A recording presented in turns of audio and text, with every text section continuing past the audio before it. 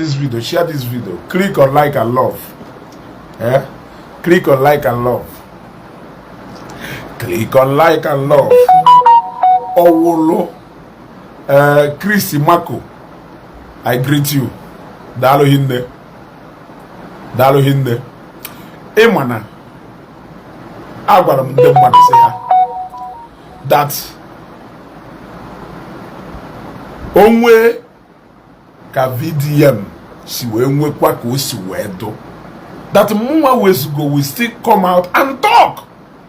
You got to go? Mana ị na-echezikwa m ezugo why na ome ife dị mma n'ihe eto ihe. Nke ahụ ngo ka ọ dụrụ. The praise singing, you are already doing it.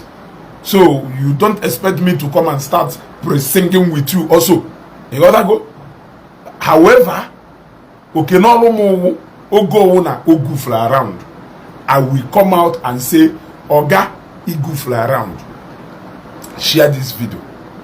Many people will still learn their lesson in a bitter way. And that is the disadvantage of creating a monster. Disadvantage of idolizing a human being to the point that no one for melu ya we for job. Sometimes when we criticize, it's not as if we are criticizing out of hate. We can as well be criticizing. We might as well be criticizing out of love. Because this person is doing so and so thing, we don't want him to keep deviating from that line. So sometimes people nation are criticism me no ni hate no nya o nwere ụfọdụ ife ị na-eme mgbe anyị ka nọ na o nwere ụfọdụ ife anyị na-eme mgbe anyị na parents anyị ka bi apịa anyị tare ti anyị ezigbo ife tikapụ anyị ahụ ife your father or your mother ji wee tigi ife ahụ balagumba ahụ maka na ọkpọrọ gas fo ji wee tigi ife ahụ balagumba ahụ maka na ọfụrụ n'anya. You got that? Okay. Ishida Amaka News, let me block you so that you won't be here to listen to the nonsense. So, you gotta go. Hey, epugo kita. Agba kita na ma block gi yekwe. Echore nya echore ke mara ife mmekwu. Mana iberibe no n'ime ekwe hodogo ki ige ntị. I block you immediately. So, as I was saying, sometimes criticism, and nobody is above criticism. Yes. Nobody is above criticism at all. So now, this woman from Ebonyi State, Tracy, Madam Tracy, now call Dave Umai out a long time because of no Chiyogo. So, I call Dave Umai, including some allegations of Egotago, National Cam, Etienne Ojo. Because of that, Ewejo na ya po yo go supply your mail, right? Share this video, click on like and love. Then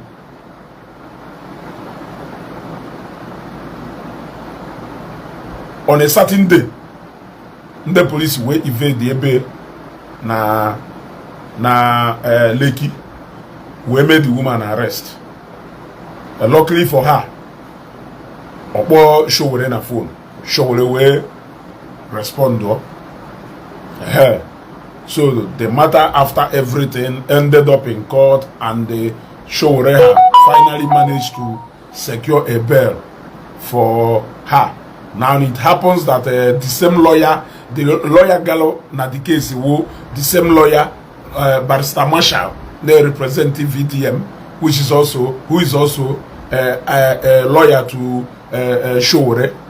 Now, on something name na social media now only they follow the matter. Now, first of all, before my Ganiru, Madam Tracy, you apologizing to all those people who has been criticizing VDM. Nde inyelaka we talk down on before. That is being childish. That apology is nonsense. That apology is nonsense. You gotta go. That apology when he see, because it is now your own case. Olugo na your own turn. It now has to take your own experience for you to come and start apologizing to Mama P, D1, Kenifi Pogasreha. That apology, pocket it in your pocket. Nobody needs it. You got to go? No, nobody needs it at this time. Because at a particular time, in a defend VDM, na kosha, ndene criticize here, Mwerike, or one of the case of Blord. You got to go? Blord Mwerike, on your position now. But you help to make sure that ne deny justice. Omwerike wolo na the case of another person. Omwerike, let me talk about cases ebe mpianalo against him.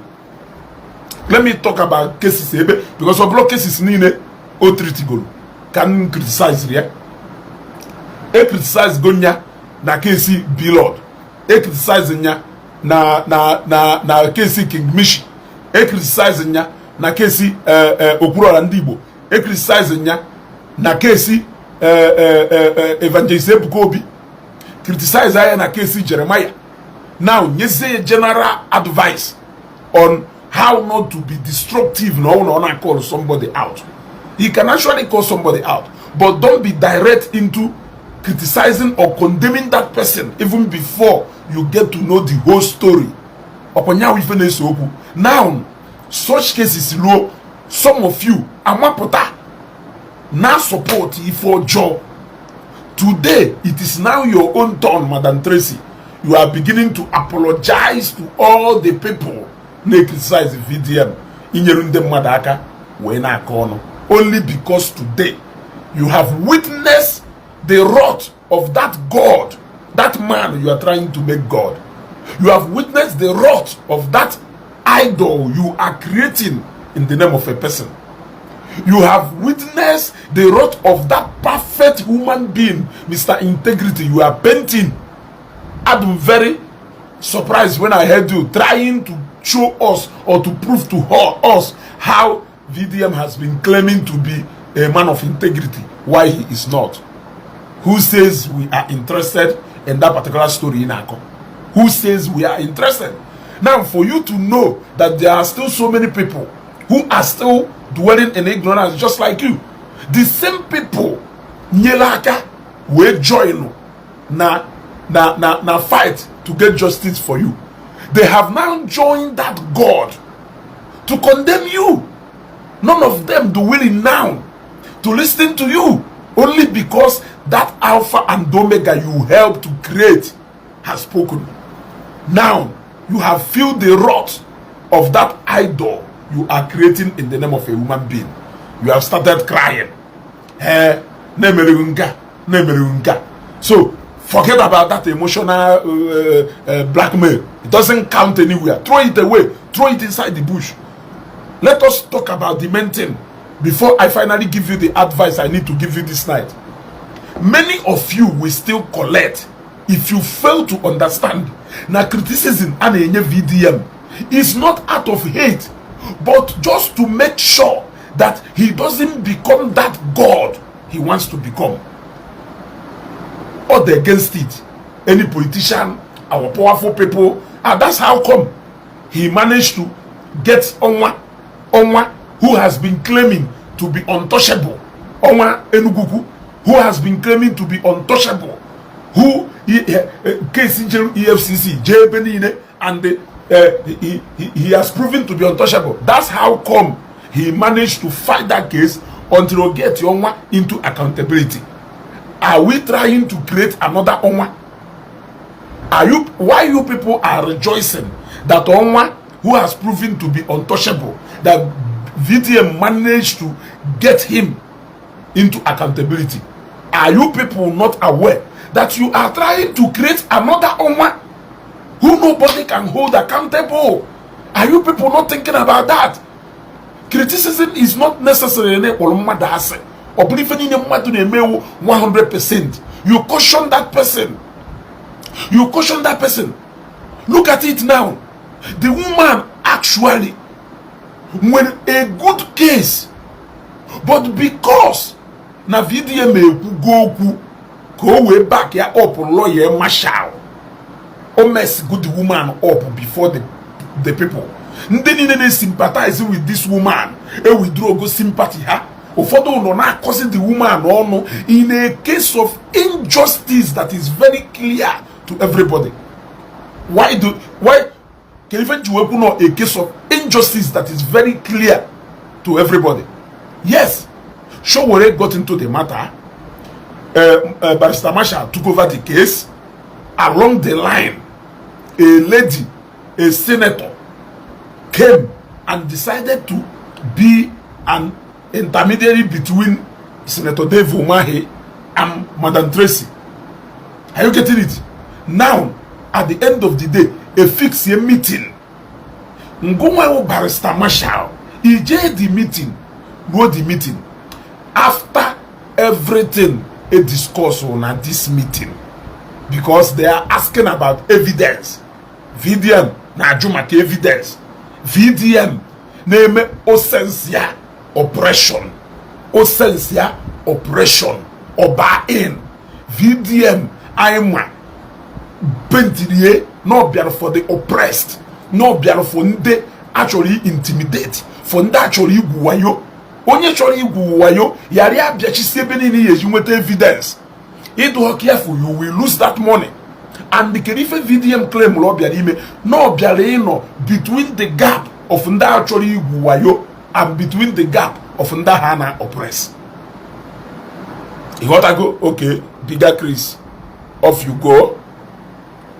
I try to make tolerate nonsense in a broadcast and name. You drop a comment, a nonsense comment, I block you immediately. Off you go. You gotta go. Now we fokulu. You gotta go. Now, he is now talking about this woman not having evidence when it is very clear to him. Now, that man, this woman, oh, no, this woman, oh, okay, slow mind, I block you immediately. Blocked. You gotta go. So, oh, no, this woman, oh, how can he agree to go on a settlement with this woman? VDM, you know. Owulu no jiho this woman. How can he agree to go on a settlement with this woman? Because you are looking for evidence. Number one. Number two, this woman clearly played voice call conversation between her and Barrister Marshall. Even Barrister Marshall na assure ye na this minister swear go on the mother's grave that immediately the woman not tender the apology. Now ya complete withdraw the case. O play with the call conversation. And the Barrister Marshall confirmed that phone conversation that he has spoken with the minister. And the minister even called him, the minister Ogopo, instructing her to do this. Go with her money. In a now, Barrister Marshall in that same conversation, confirmed to the woman, now draft to go agreement. Now draft to go agreement here bind there to the west of the minister.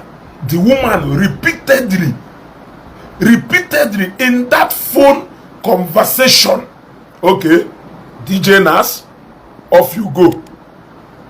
The woman repeatedly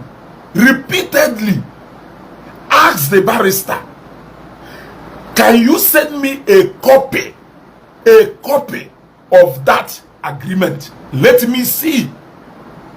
The barrister Joe, no yes send there. Boy, I'm your barrister. No, na show me fokulu that she should trust him. I want you people to pick the point. It was from the words of the barrister.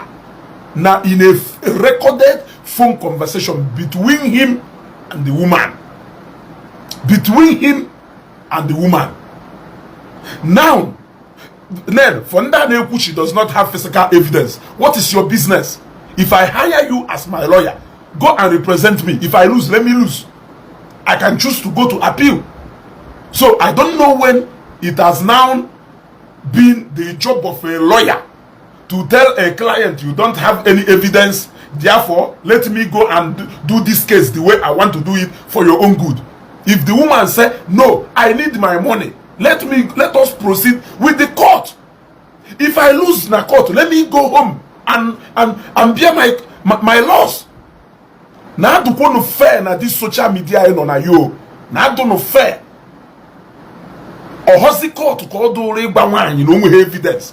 No, your lawyer ko do he take a decision. Take a decision on your behalf simply because no evidence. Even when he has gotten a confirmation from the person according to Masha Okununa, minister send the good message or not assisting the woman. Which other assurance go need? Even the minister send the good message that no that the minister failed after attending that apology, that he knows what to do. Are you not following the conversation? Sometimes not no fair. Sometimes not no fair. Where you people are heading with this VDM God, it will destroy many of you, not just me. Or what's home? Hey, go send a copy of the agreement you made me to go into. You are making me as my lawyer to go into an agreement that I have not seen. Show me the agreement. Let me see. You confirmed, okay, Epuka go blocked.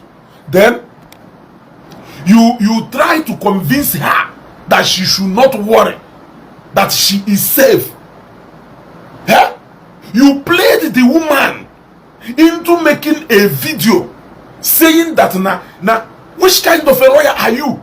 You played the woman, you tricked the woman into making a video where she retracted everything she said, promising her that you got her covered.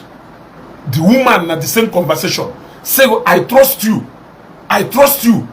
You gotta go, okay, it's mother blocked. You gotta go.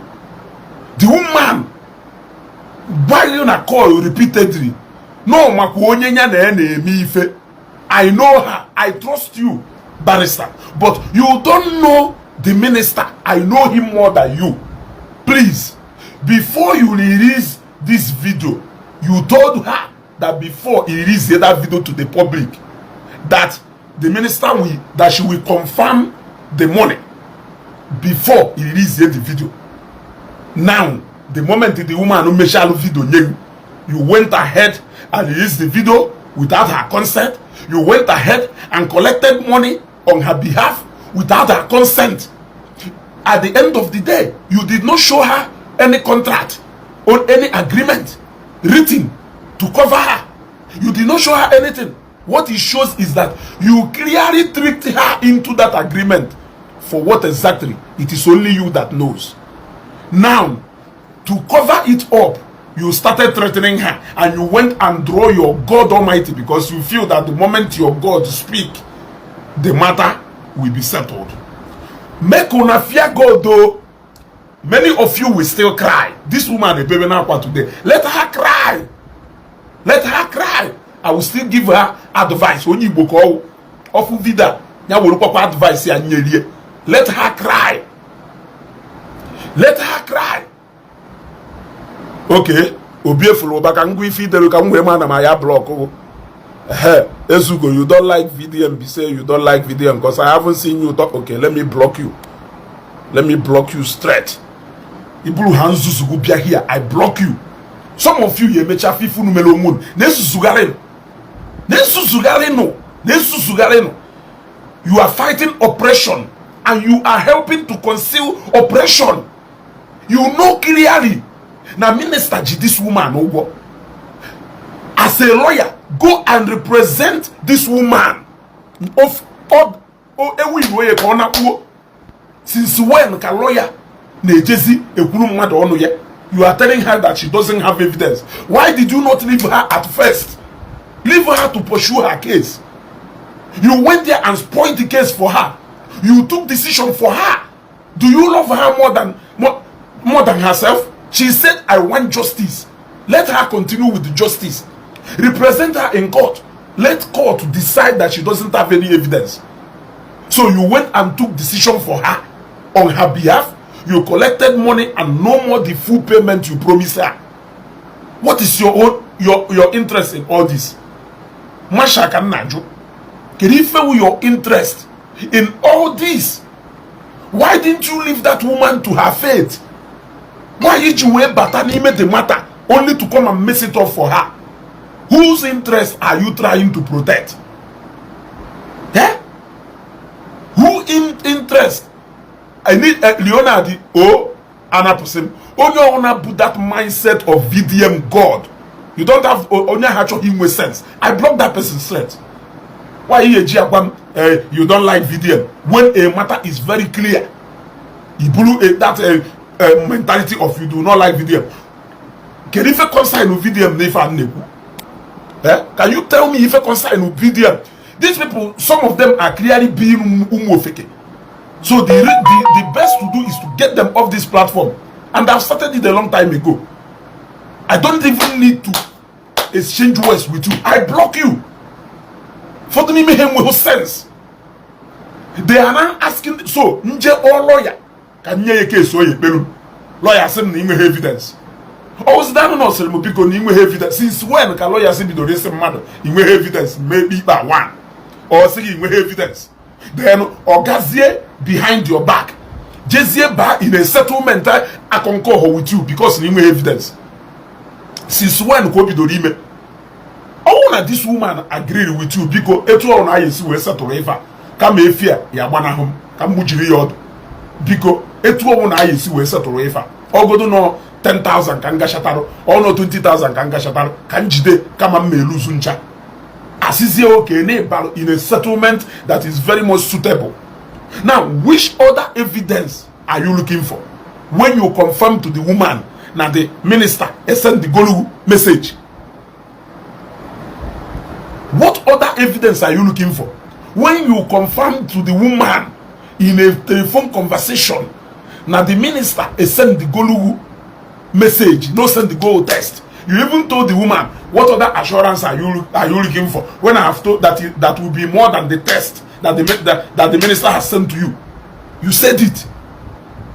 So at the end of the day, you are now trying to tell the woman that she doesn't have any evidence. If she doesn't have any evidence, why did you not show her the agreement? Let her make her choice.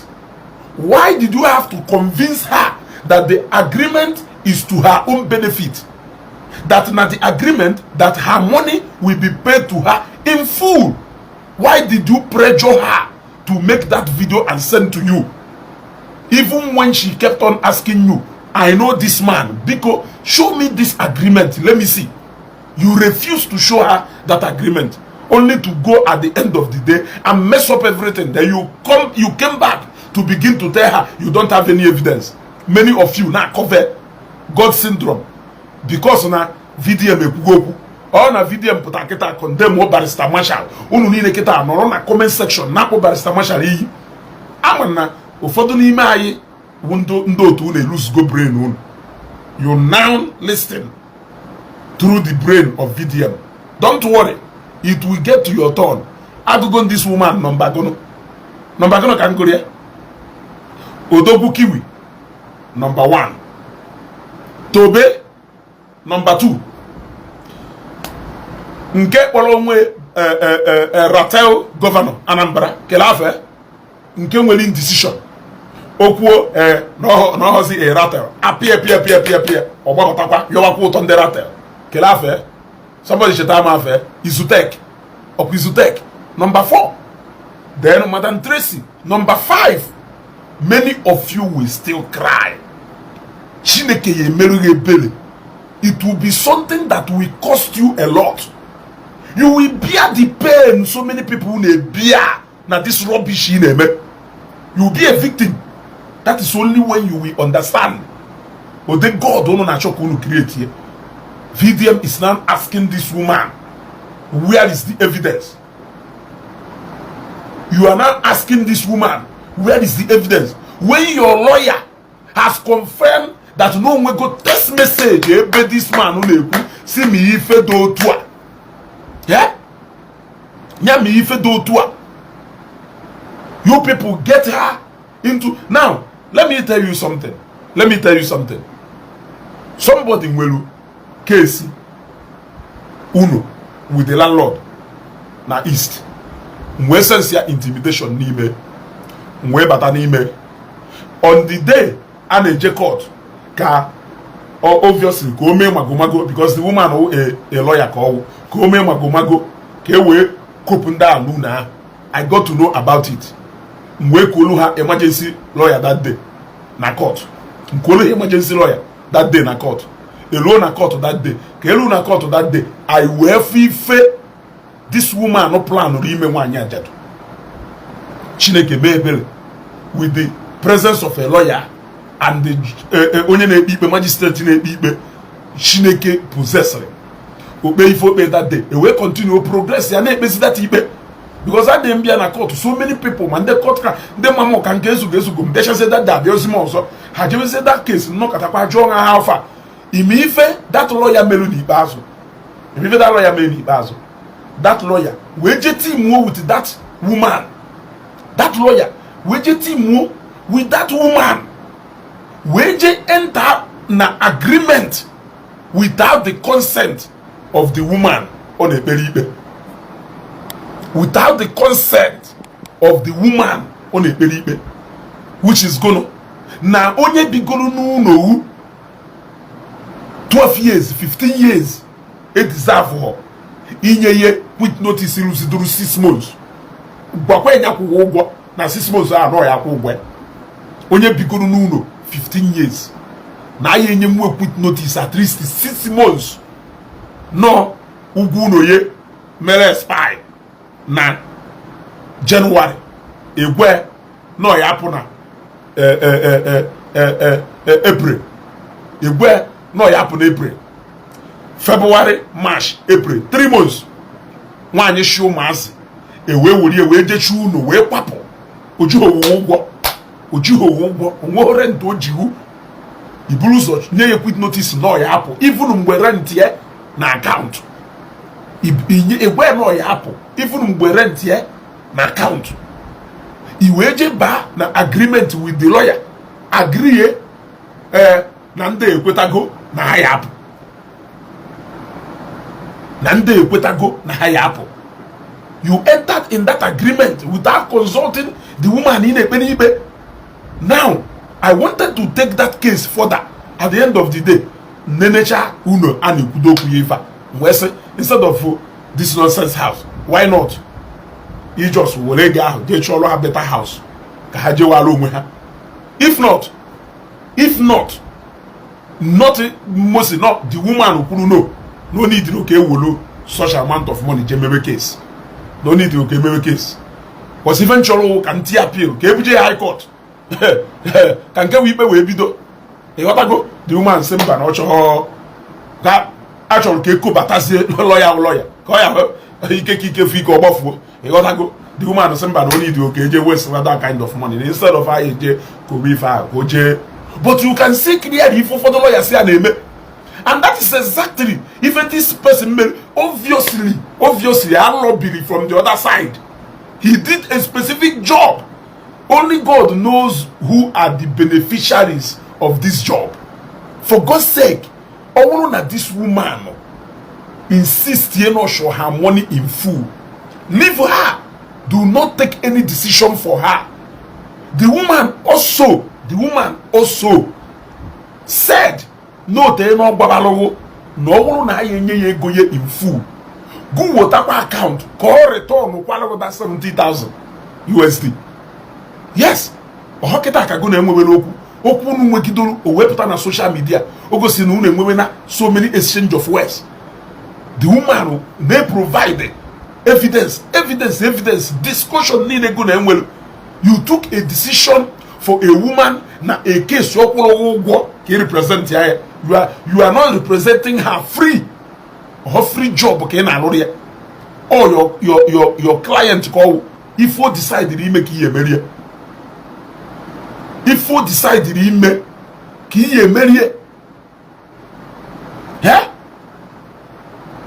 If you decide to make you marry, when you say actually anything do short of that money. And you have given me your word that you will get my full money.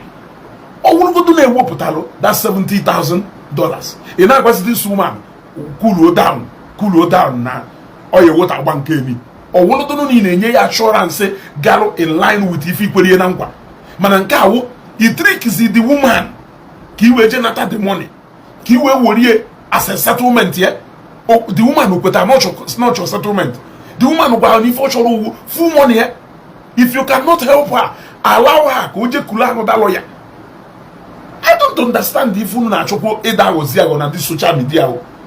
Mana, 1 year, we are talking about $70,000, 300 and something million. It's a lot of money.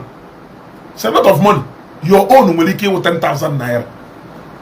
Mano, it's very important to you. You will pay or we blow uzunyozo or unokunkuke.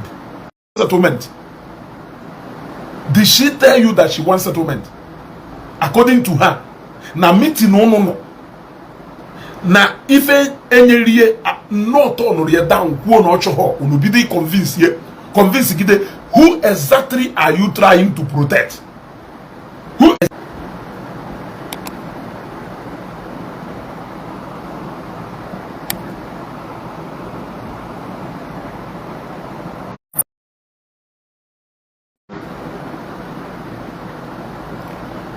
whether share this video, click on like and love, and I report to this video. Click on like and love, and I report to this video. You other go share this video, click on like and love, no only ever, and I report to this video.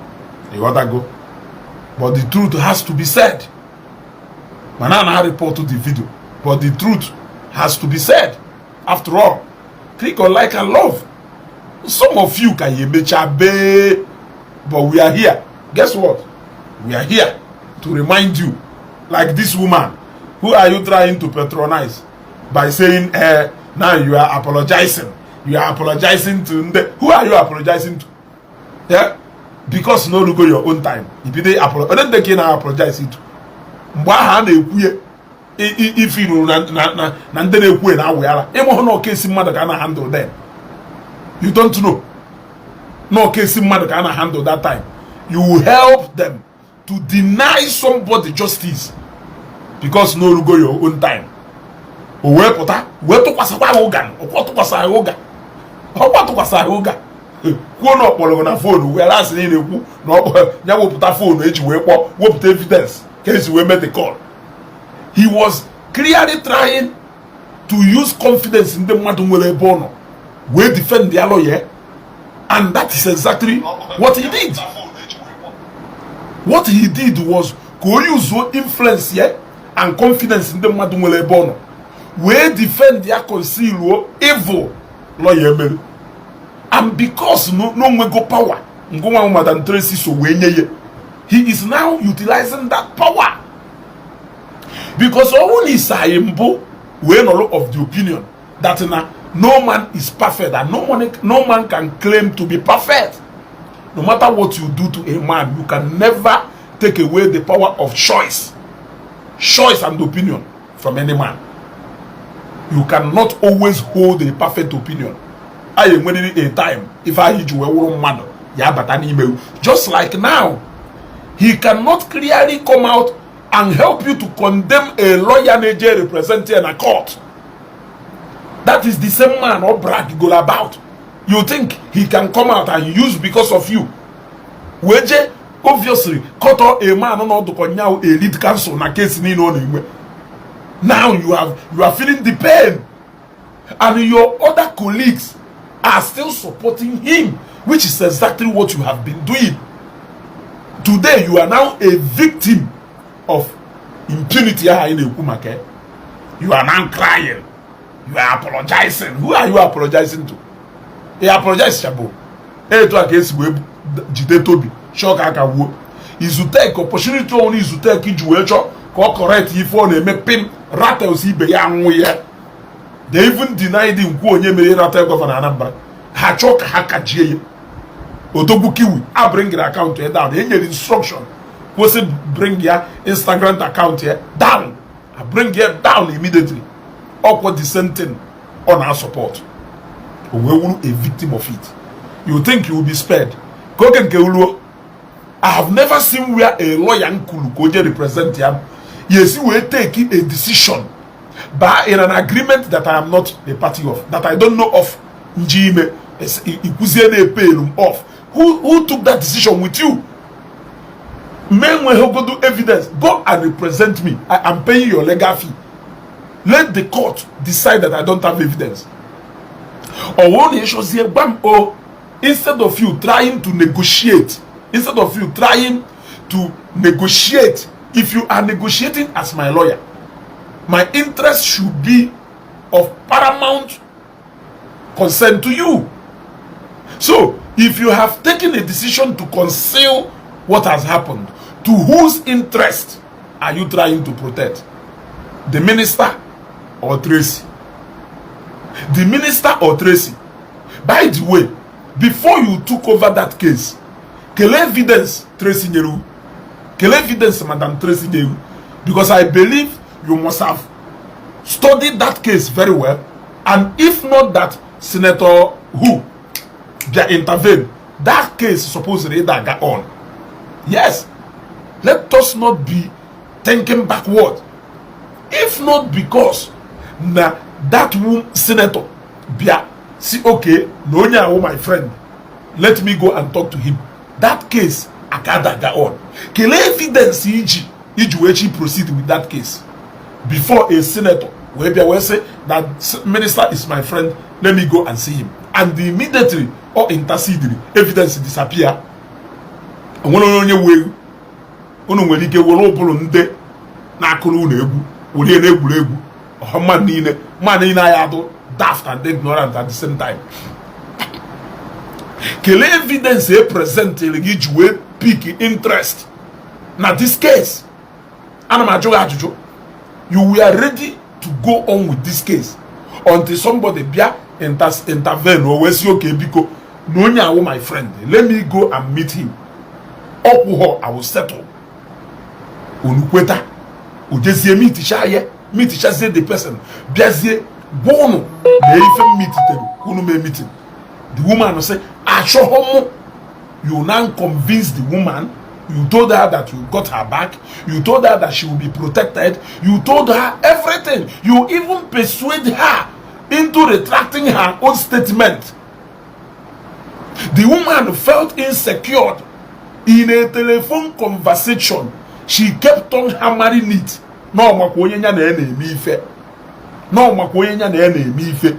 Let me see this agreement in a way that she should not be scared. Now the minister right go that even if I hotest Osendere is enough. You said it. It's enough. What can be more than that? As a lawyer, are you not supposed to be smart? That is enough for you to get the exact evidence you are looking for. If not that, of course, somebody has been compromised.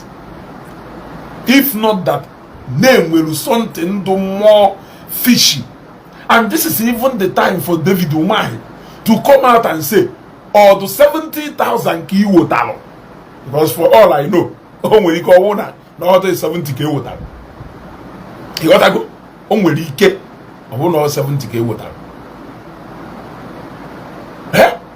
Onobapota now support here. She doesn't have evidence. Any evidence. Any evidence. Any evidence. Eh? Any evidence. Why did you not ask her? Eh? Why did you not ask her about her evidence before you took over the case? Okay, how why but another matter. Enjoy in evidence, also no evidence. Let us go for peace. That this case, you will not win this case. Let us go for peace. But you well had a discussion with this woman before you took over that case, and they make you go an appearance in a court where she was granted bail, and you were still ready to continue. Huh? Until somebody intervened and decided, no, let us have an out of court settlement. Now, in that out of court settlement. Even if you have decided, okay, no 70,000, are you not supposed to get your client to know exactly of that decision so that she can be able to say, I want it or not? Even while she was still trying to know the content of that agreement, you started threatening her that you will leave her out, that you will not stand for her again. You, a lawyer, a lawyer. Any agreement to settle out of court should be my decision. If I say I don't want to settle out of court, you will not force me. If you don't want to represent me, you drop. I get another attorney, another lawyer. You cannot take my decision for me. Yes. Or if the woman, it was very clear, recorded in a voice call. Now WhatsApp. Only God knows why she did that, because anything can happen. Imagine no one at this woman record her call conversation. I believe that now deep down these people now support VDM. How many in the but they cannot just come out and say the truth against their actor. The woman who na colleagues Masha Baloya ne malonde de fa. The malonde de fa. Mbebiro dukuna a certain lawyer who an ex-convict. Mbebiro dukulu na a certain lawyer who an ex-convict. People were thinking. Now, look at what is happening. But not now such person possesses such ever. Will you say it's a lie? Will you say it's a lie? Eh? Now, for VDM to even get involved in all this and try to use his power and influence on social media to conceal this evil and injustice, could it mean that they are all collaborating? Yes, of course. Could it mean that there is a conspiracy? Because the VDM, I know, if what he truly represents is what he truly represents, this is one case he should pay an attention to, because he know that nobody that this woman, let us assume that this woman has evidence. That is an intimidation. Will you allow her money to go just like that? Won't you look for a way to roll somebody in so that this woman can get justice? Yeah? You want to go? The VDM, you know, based on what he is saying, that he represents. Huh? Huh? I'm asking you, wouldn't you like to look for a way to get justice for this woman? Huh? When you have seen that this woman who a victim of intimidation, huh? Is it not very clear? So this woman should forfeit 300 and something million. You can't find a way to help her retrieve her money. She should forfeit 300 and something million. It is no more money. But you are trying to tell us or explain to us how Onwa defrauded a real estate billionaire, by the way, 650 million. A transaction that has gone for 4 months, for 4 years. But you are disregarding a transaction that has gone for 12 good years, simply because you are claiming that she doesn't have any evidence, which, by the way, create when a monster and an idol. The woman just no ebechu akwa ebechu, or just no ebechu akwa ebechu. Many of you will still cry. You people should keep idolizing VDM. He is the Alpha and Omega. Because of him, some of you, even those I thought and had intelligent, has proven to be Iberiberism chapter 1. If you say Dimpa Mado, if you say Dimpa Mado, if you want one make onye lineri. Huh? One make onye lineri. Yeah? Tell me, even most of the cases now VDM welu na court. One ni me ha ko evidence.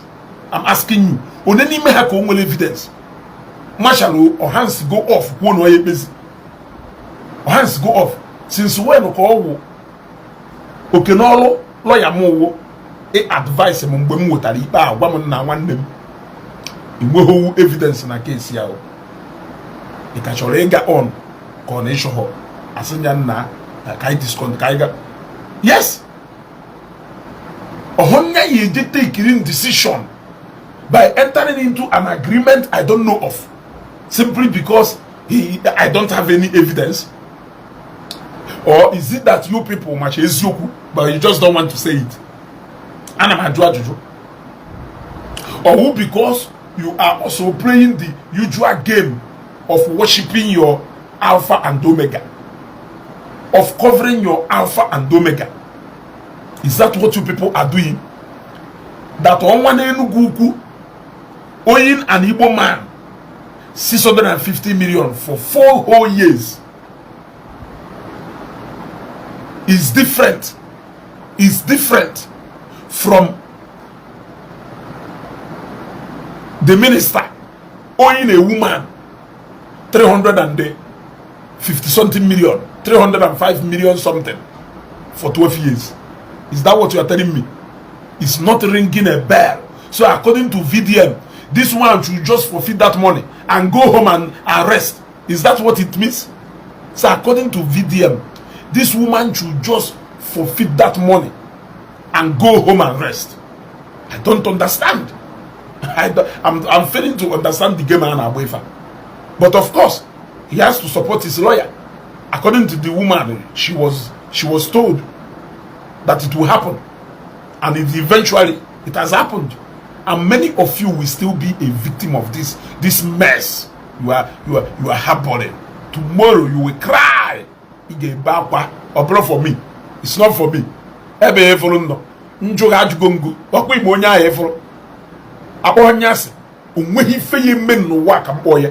telling you.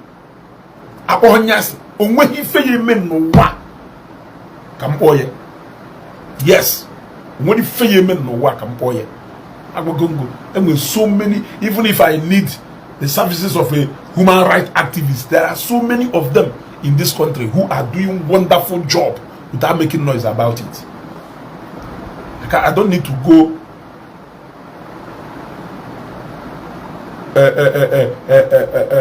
to a content creator who's only Facebook page here. If that Facebook page goes down tomorrow, he will lose his power. And with so many human rights activists like Shoren and Dotwe who are off the social media, but they are doing the most, going around the whole court and prison, releasing people who are being oppressed. Look at how Showore stood for this woman. Look at how he was challenging the minister one-on-one without making public show of it on social media. Imagine no VDM when you challenge the minister one-on-one, when you confront a minister one-on-one. Yeah? Yeah? Also, Ghana 25 million. If you na 25 million. Hakuda anife. 25 million part payment of $70,000. Is that what you are telling me? Yeah? Hakuda anife aneku. Yeah? Haku anife aneku. Ege interested on emugidolo. Nke onwa of Enugu ukwu. Ngonwa of Enugu ukwu. Okwe emeshalu due to 4 years on ago.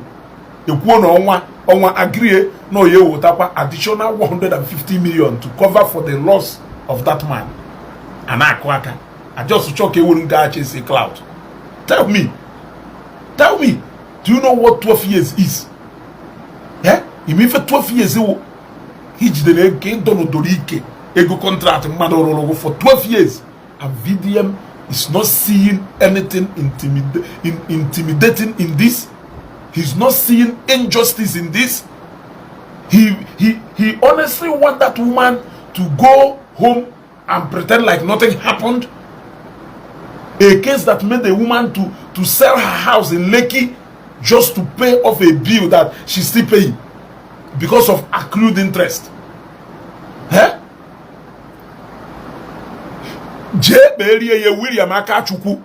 Let the court to decide.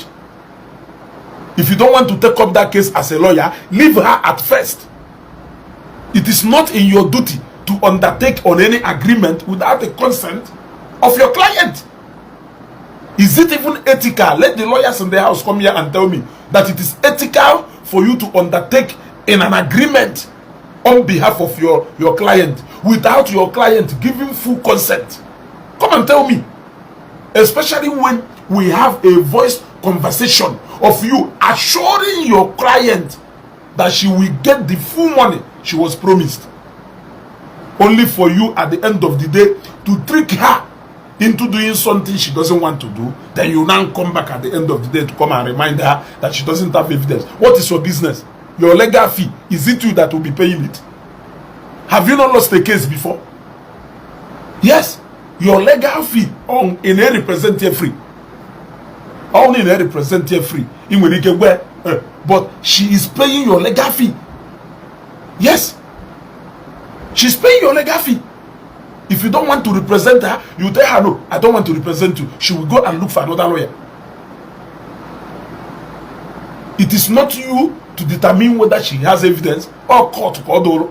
Administer the one she has given you, or something marriage will take up that case at first. The same thing marriage will secure your bail. The same thing marriage will she got on with that case.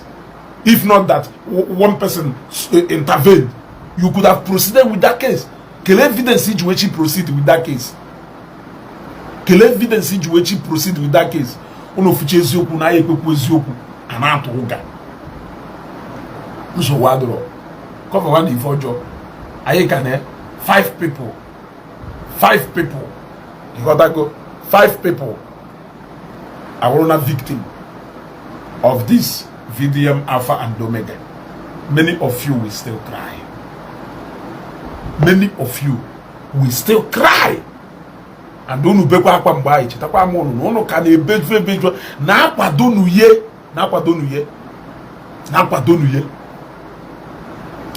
ye let the lawyers in the house come out. Let us forget about court case na go to court. It is only left for the court to decide that this woman will evidence. Yes, Abra Shoma of Erisco Tomatoes. We lawyer or no more lawyer. Oh, we lawyer now. Lawyer ya ke jeku ake agbashioma na ni won evidence now. Ni ba ni yelu zuko. He? Ni ba ni yelu zuko. But o lawyer.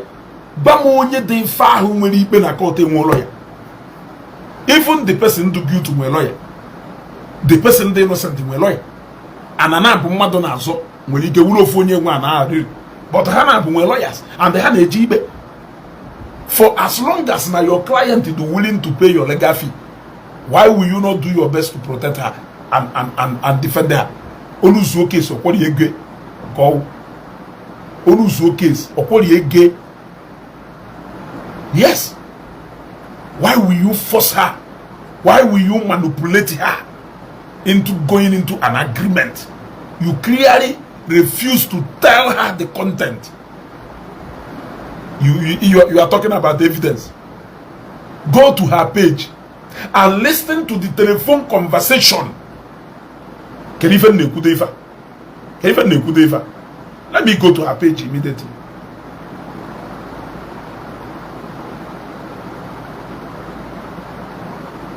Let me go to her page. Come on, I shot on page here na neighbor.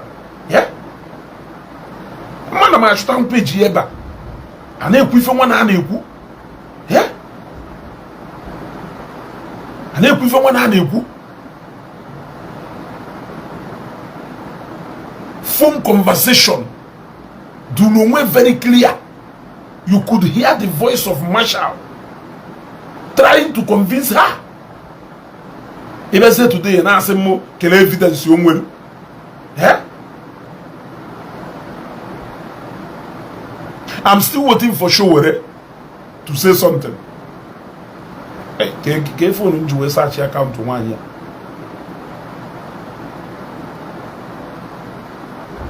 Okay, I would rather post it on my page.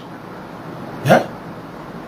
Onye ma account this woman they runya here. Onye ma account this woman they runya here. Ma like ije na page this woman can play a voice call of this woman na this barrister. Maybe this barrister was doing a specific job given to him by who I don't know. Convincing the woman, even nation the woman, assuring this woman, no, you want 305 million something. I agree now, even with compensation. Yeah. Kono hasi masha ne kuokua.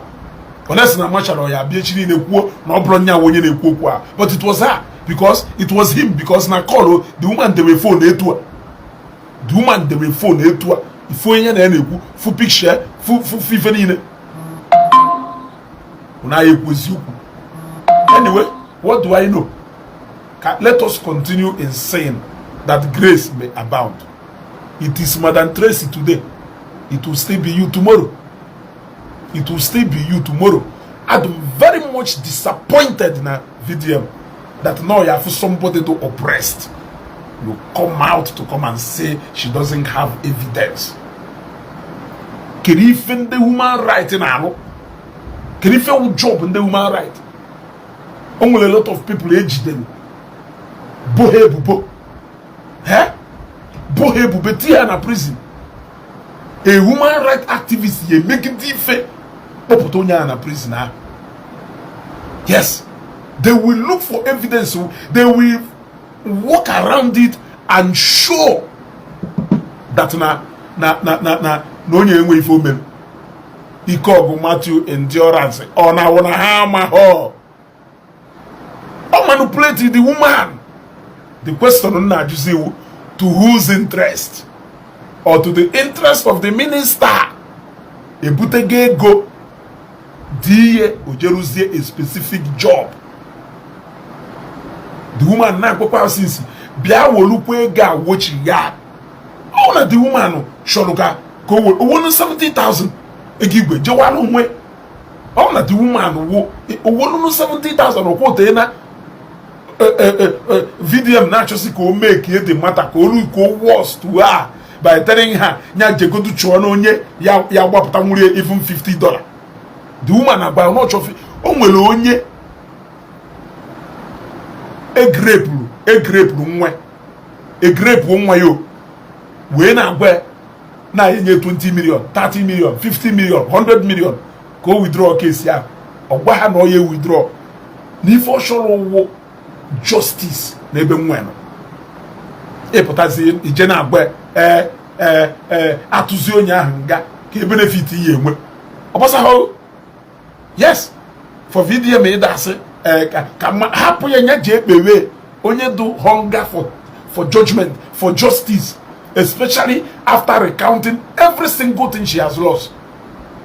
70 million or yegunu or yegana na leki kelebo yegana na leki anakeshe kuru ugwa nya ko nwanne nya 150 million kelebe 70 million yegota na leki compared to a business transaction interest molu na melu a woman ole property what imana na owuru today na uno ya na ya nwere ike worth over 500 to 700 million. She sold it just to pay off part of the liabilities ochi inwe got e da gbe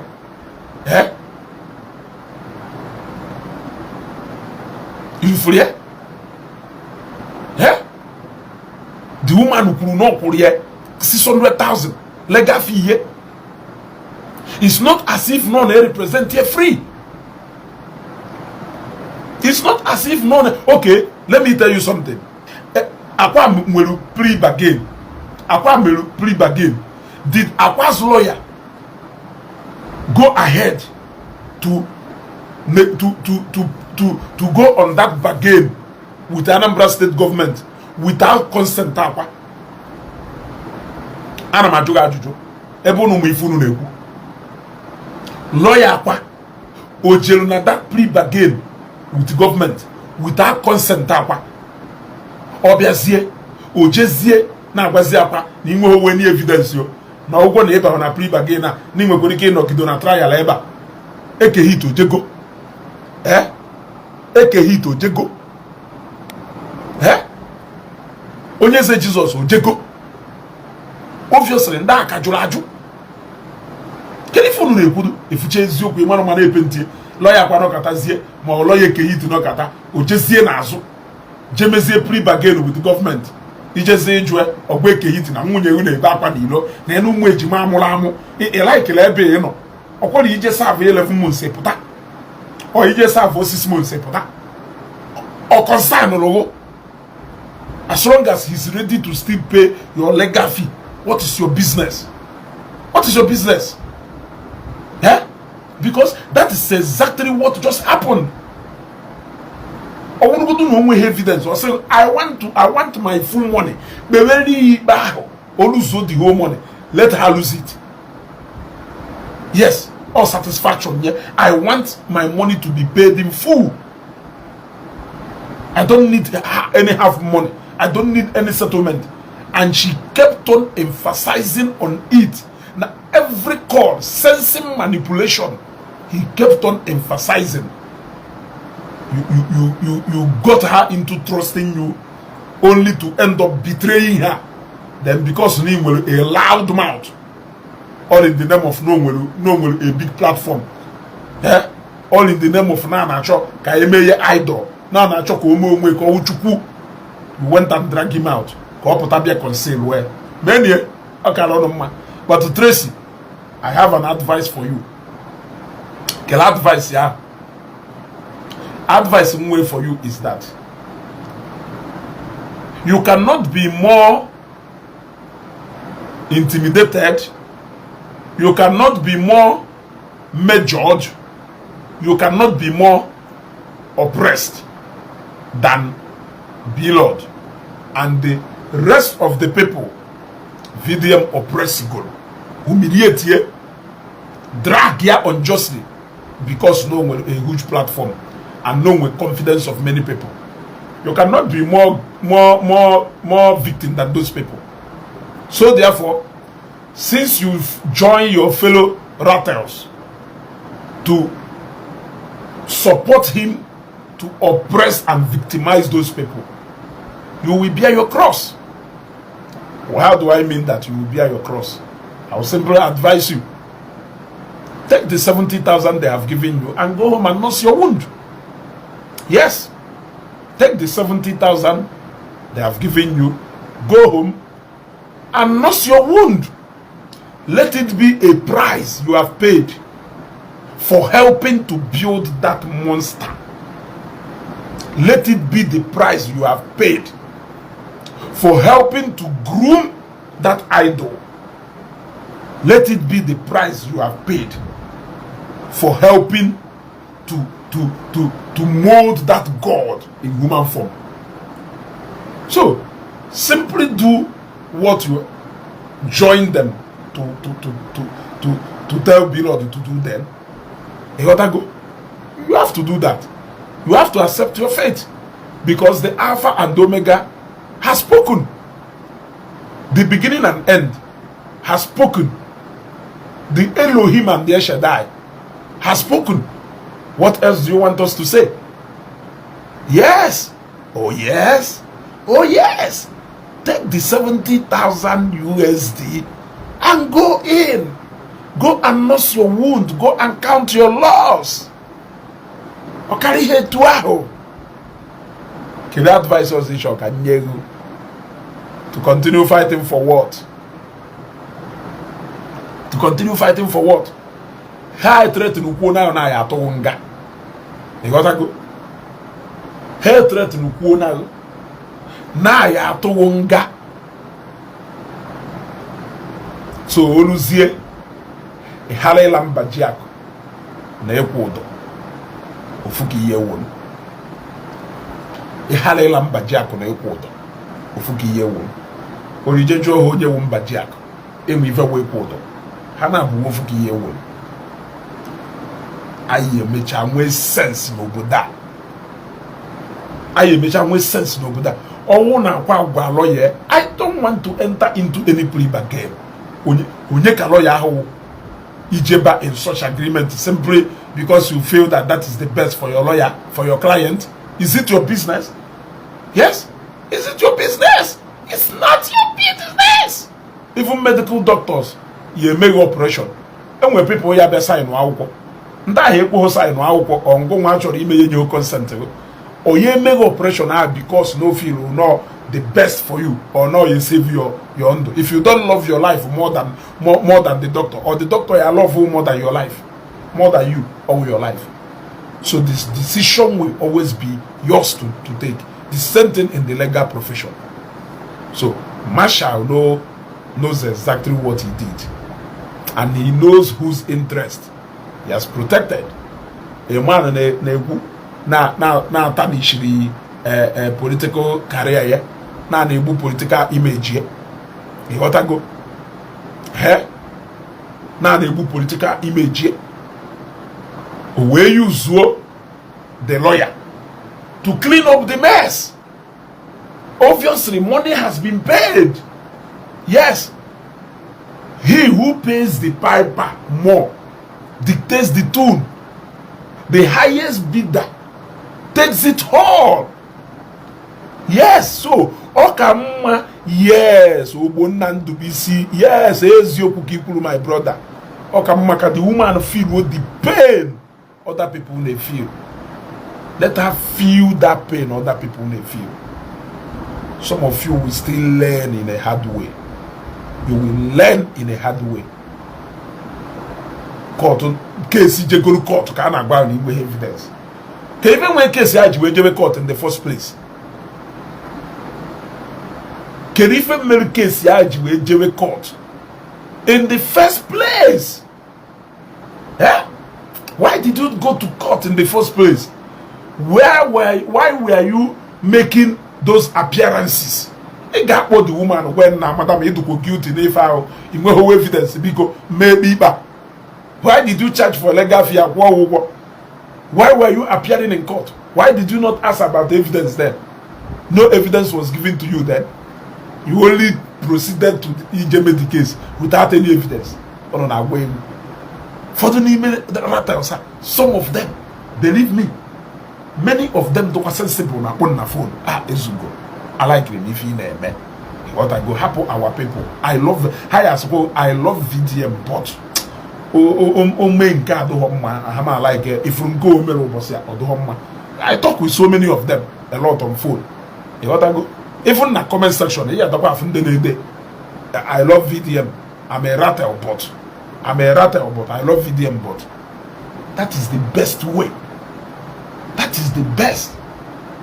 Happen that through so while you gonna juicy a client with evidence. Where you know for you to even start making appearance in court. Can you even make that appearance in court? In a formal discussion with the woman, what did you people discuss? Why did you take up that case? It's a question. What were you going to the court to do? All those why? Even if she doesn't have any evidence, if she insists, no, I still want to go on with this trial. Go on with the trial. Let the minister win her. Yes. Oh, we know your appeal. Yes. P2B, the election tribunal. Yes. See from tribunal, Ejebe court. Ejebe court. Yes. Ejebe court. Yes. So many people in Ejebe court. Even though they will 95% result that no one will jelly with the incumbent. Many people still continue, and not because of Nanfana continue. Case you a judgment like that of Governor P2B, former Governor P2B, Anambra State. Nyake you the likes of Kelafe Nimo State, Onwa, also the ma. Nya keji we the likes of Nkemeluna Okobayesa Kogono. Nya keji we Nkemeluna Anambra Ihiala House of Rep here and they kusigo kogono Newi not here and they kusigo federal constituency nyake ejuwe nullify you for the election. Even though 98% or 97% of electoral cases in Ghana court against the incumbent, whether a senator or what, failed, but people keep going to court. Yes. So the client in a very big about this is what I want. It is not in your place. It is not ethical that you will take a decision of your own and impose it on that client, whether you like it or not. That is exactly what has happened. And if VDM have not seen it like this, then it means that something emego miria bagono piu bogoland ife kante abakute nante nimuno. Eh? Can you finish medunda? Eh? Chris Mary. Oh no na enwe hudiki no kata. Oh sorry, my brother, the woman doesn't have evidence. How can a lawyer do without evidence? You leave the case. Chris, Azagonge, your hands off from the case. What is difficult for you people to understand? You withdraw yourself from the case. It is not in your place to enter into an agreement on behalf of that woman or your logo or dirigu meriye. Is that why she paid you money to come and represent her? Discontinue the case where the woman on the busy. Why will you trick that woman into cajoling her into something she doesn't know of, which you know of? Eh? Although understand the now, although no, okay, Chris, is it that okay, Chris? I want you to put yourself in the shoes of this woman, because I'm going to go a case in the court. Put yourself in her shoe. Forget about this so much love you will never VDM. Because of na VDM couldn't evidence. So njeku lawyer, can lawyer belu mi be. Lawyer bidone belu mi be. Or lawyer called Dolo. If all Dolo lawyer will advise him, even before the case. And they will keep the lawyer sure. The lawyer can tell me, Biko, I don't want to continue with this case. I will go and find another lawyer. Or no name advice. Decide them to take his or her advice. I will take it. If I don't want to take that advice, he or she cannot force it on me. You cannot undertake na something street dealer nneru wuofeke nnaru wuofeke your entire generation wuofeke nnaru wuofeke nneru wuofeke your entire generation agburu niile wuofeke and iberibe ka ha daro amoto yebushigiro blocked bam umwewu afubu ndị do so daft ka this nya umu isi akpụ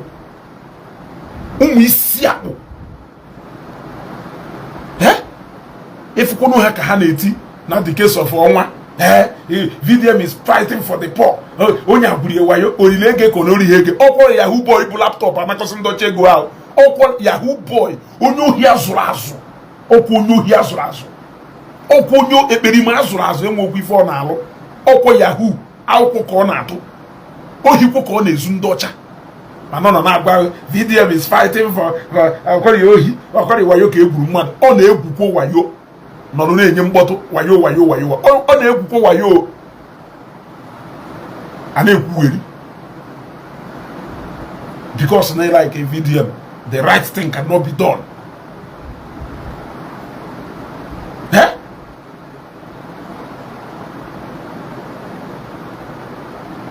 The right thing cannot be done. We cannot lose VDM if is he not fighting for the oppressed? Is he not fighting for the oppressed? Is that not what we know him for? Yeah? Is that not what we know him for? Is that not what he is representing? If there is one case he should have taken up and make it a priority, it should be this case. Complicated cases like this, where there is chances of the victim not getting justice, that is where VDM should show us that this is VDM. Yes, in a case like this, even when an upper somebody surely change the long arm of, if this is where you come out, this is cases where you are highly needed.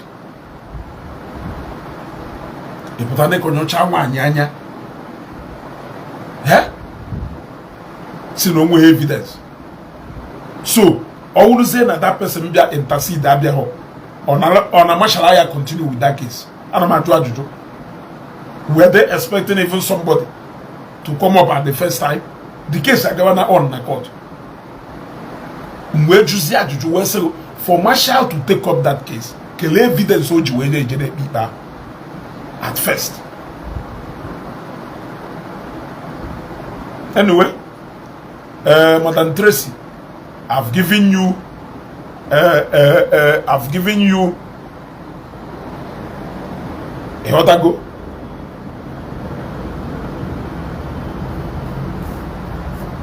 I've given you my brother. We never hear from the lawyer. I believe there is something she told the lawyer before him get moved. Chris Mary. Let me tell you, Ezioku adoroko na ebua. Ezioku adoro ebua. And I go kwana ngokwe if this woman, let her go home and nurse her wound. Because obviously she used to be sounding the way you are sounding. You heard clearly the phone conversation between her and the lawyer. You are still telling me that I need to hear from the lawyer. Yeah? You heard clearly the phone conversation between the woman.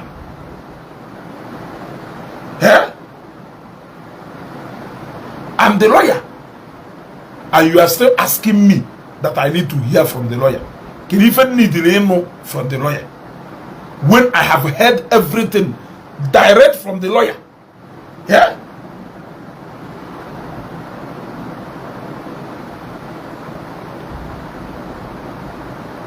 You forced me to do this video. Every time you keep threatening me that if I don't do this video,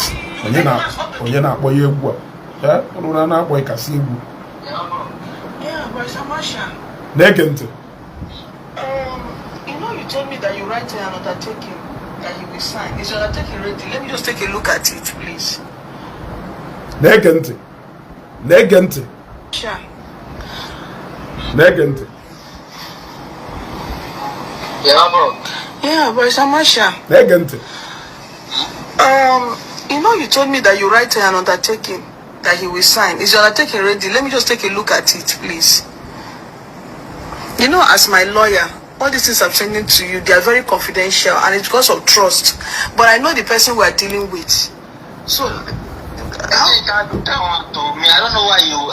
I don't like why you. I believe you, but I believe he has called this evening again and said how far that he wants to go to bed. Why are we still? Where do we start? Do this thing. Let's go. Let's start giving. Now why are you scared of nothing now? He has already said. He has already messaged me. Those messages are enough already. He has already messaged me. Those messages are enough already. He has already he has called, and he has already do that video. Let us get this thing done once and for all. Now, positions. Thank you very much. Since she doesn't have evidence, what is the $70,000 for? Evidence. Which evidence can be more than the 70,000 already? Which evidence can be more than the 70,000 already?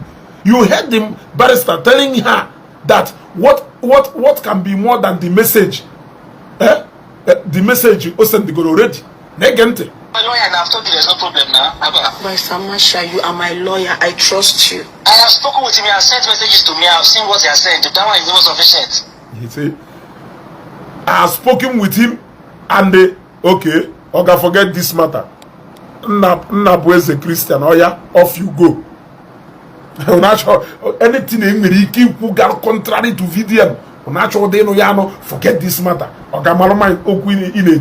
Is it everything that you will talk about? If that is the mindset,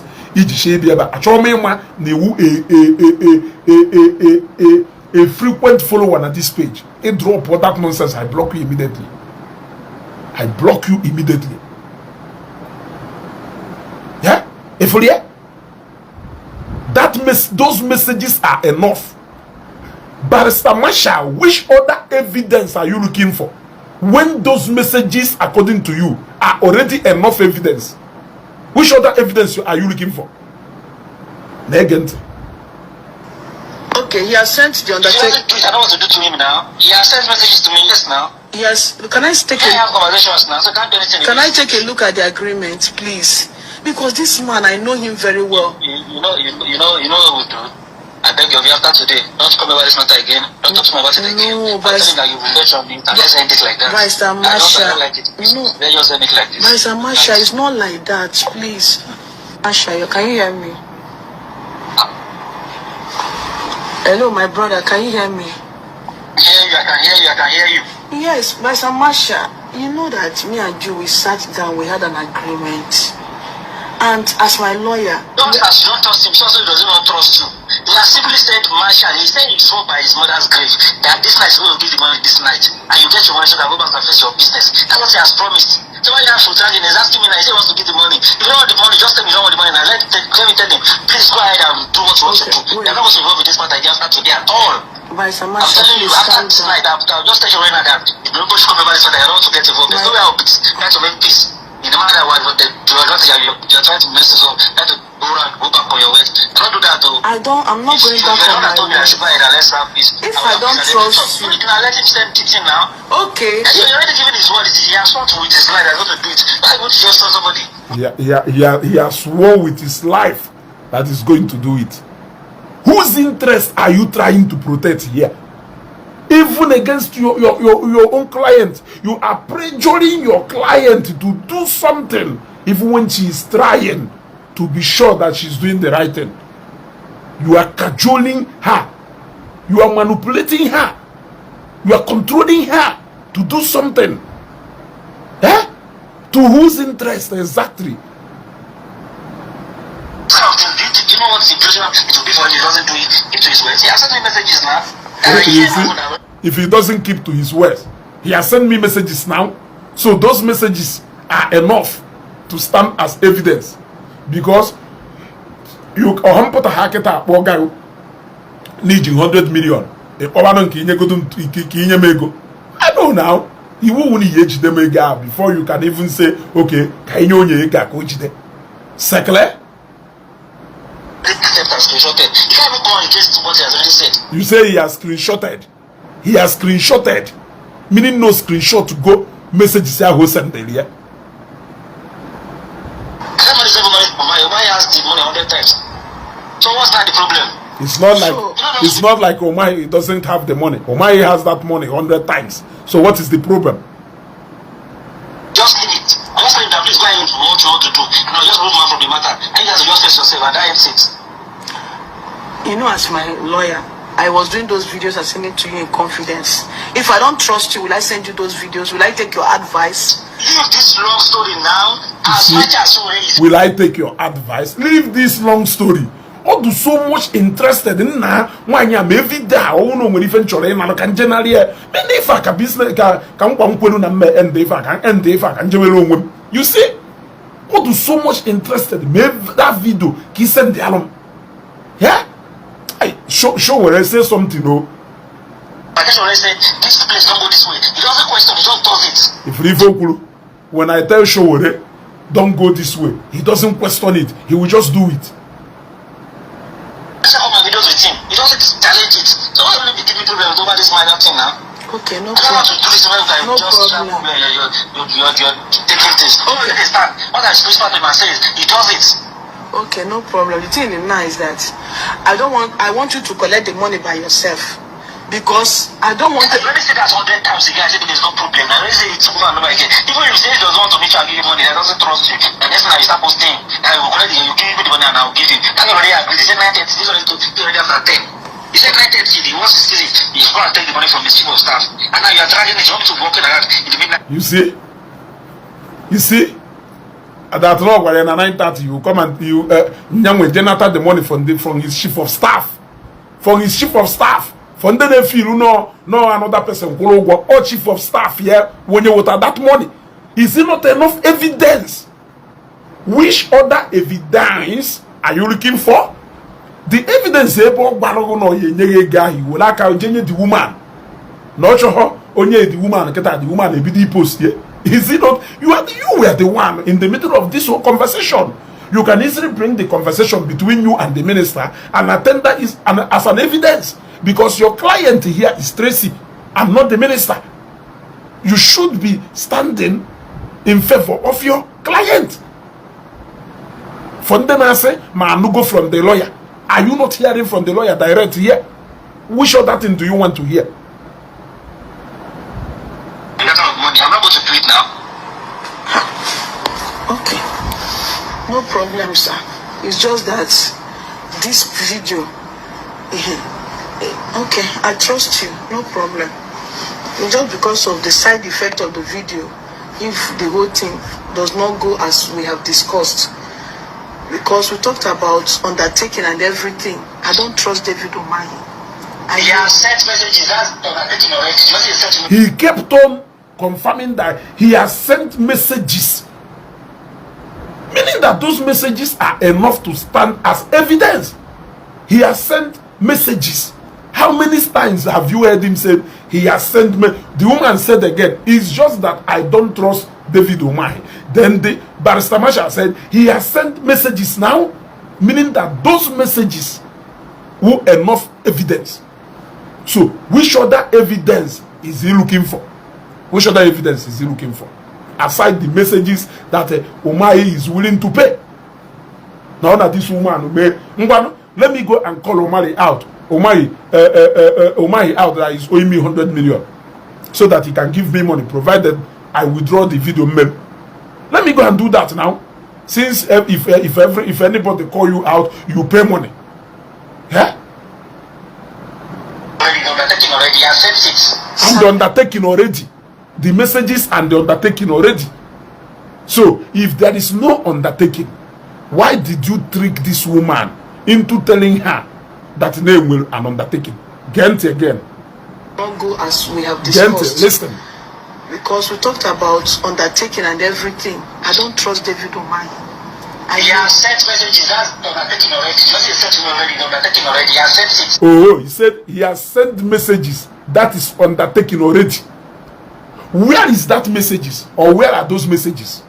He has sent messages already. And now that messages alone and stand to go as an undertaking.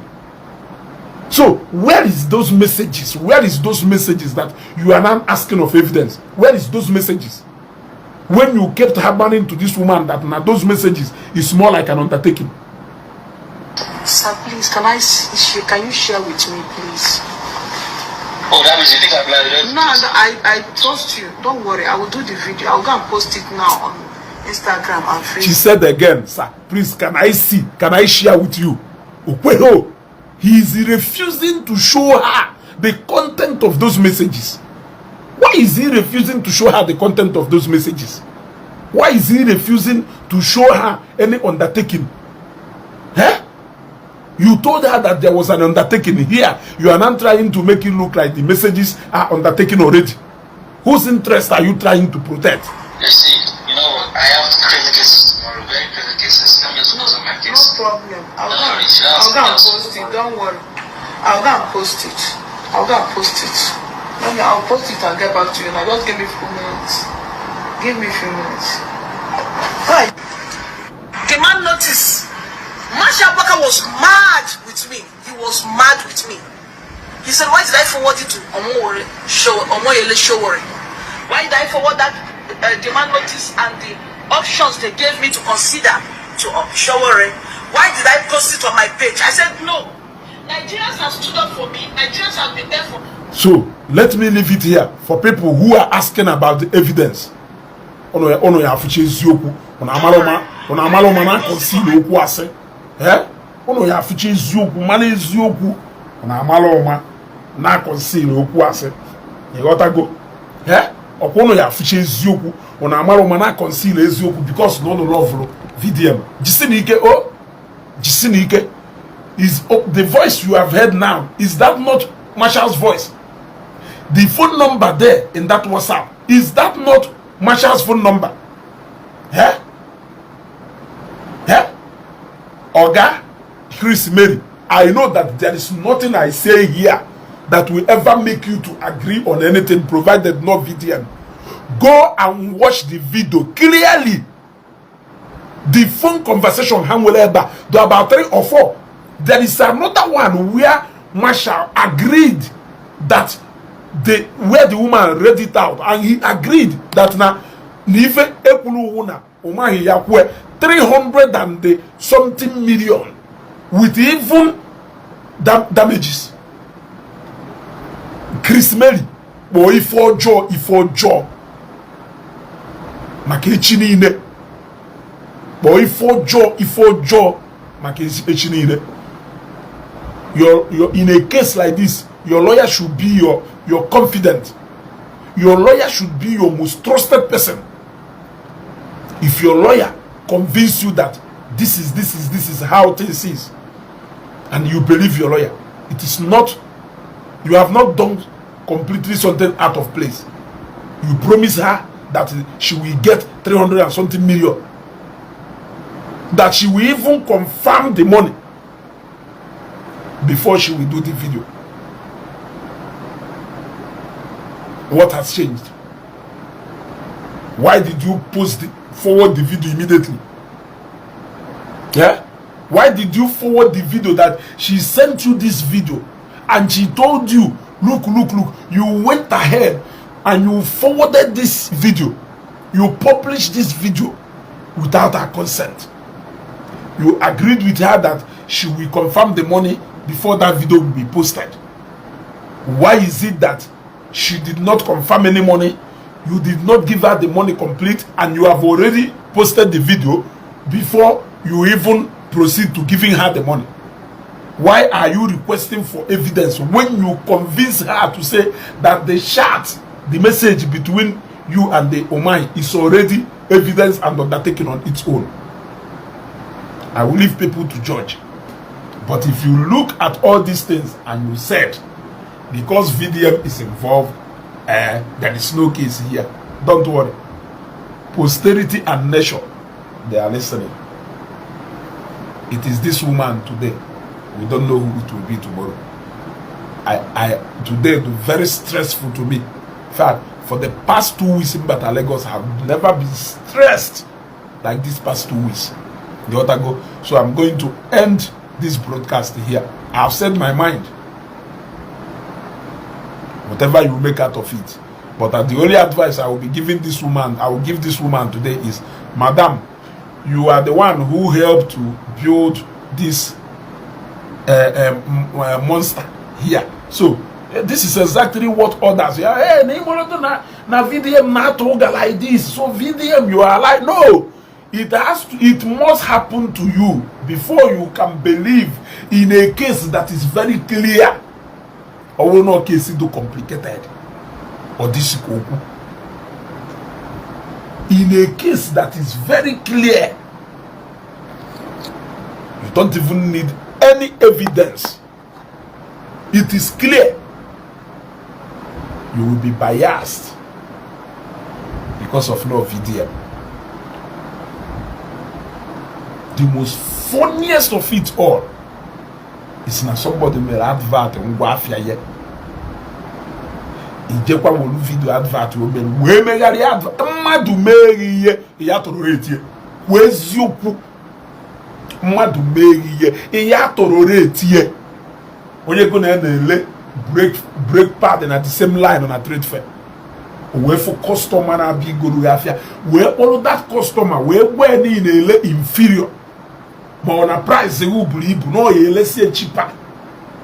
if you find out can if you neighbor go na neighbor or you know again, will you not consider that neighbor to be an enemy?